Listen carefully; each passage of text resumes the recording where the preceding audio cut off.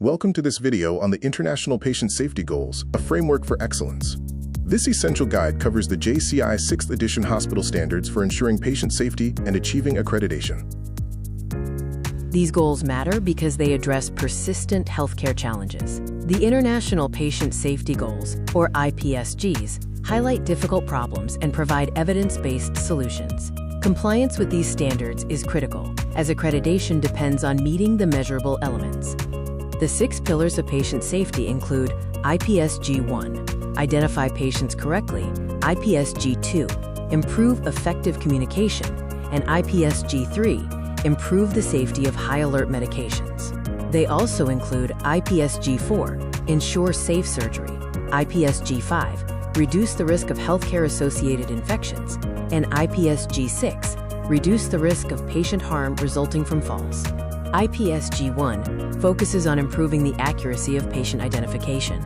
Core requirements state that at least 2 patient identifiers must be used when giving medications, providing treatment, or collecting blood and samples. A patient's room number cannot be used as an identifier. Compliance tips for IPSG 1 emphasize active patient involvement and clear, consistent policies across all inpatient areas. Organizations must also address high-risk populations, such as comatose or dementia patients, with specific identification protocols. IPSG 2 aims to improve effective communication, including verbal and telephone communication, critical test result reporting, and handover communication. The core process for verbal and telephone orders is write down, read back, confirm.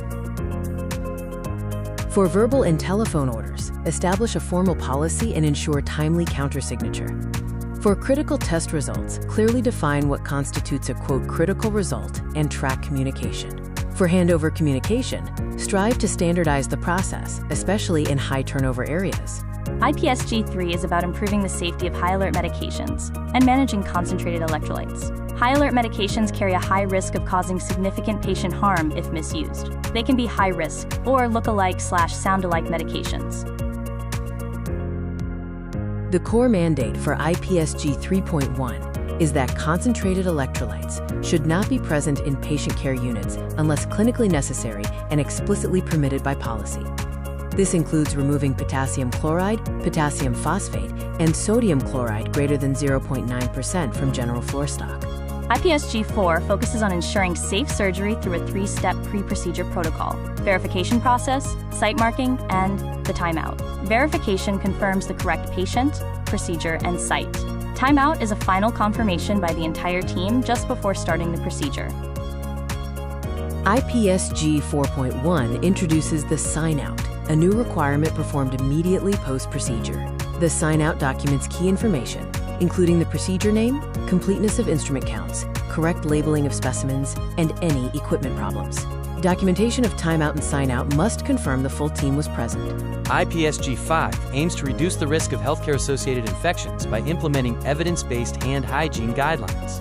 The hospital must adopt current, generally accepted guidelines from sources like the WHO and CDC. An effective hand hygiene program must be implemented throughout the organization. IPSG 6 focuses on reducing the risk of patient harm from falls, covering both inpatient and outpatient populations. This involves a 2-part process: assess and reassess, where all inpatients are assessed for fall risk, and take action, where documented actions are implemented to mitigate identified risks. Fall prevention compliance for inpatient settings requires using a standardized assessment tool and accurate reassessments triggered by changes in status. For outpatient settings, use screening assessments to identify high-risk patients and ensure documentation leads to defined actions. Mastering these 6 patient safety goals is more than just compliance. It's about embedding a culture of safety into every action for every patient, every day. Thank you for viewing this video. On behalf of Shrikant Desai, Deputy Nursing Superintendent, AII India Institute of Medical Sciences, Rishikesh.